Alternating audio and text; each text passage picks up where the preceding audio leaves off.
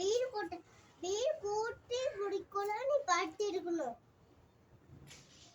பாவம் தானே என்ன கூப்பிடு. அவனு படிக்க எழுதுறேன்.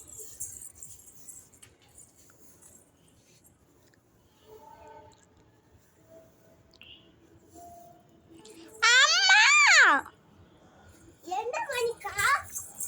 எனக்கு எதுவுமே படிப்பே மாட்டேன், ஏறவே இல்லை. படிக்க மாட்டேன். போய் விளையாடு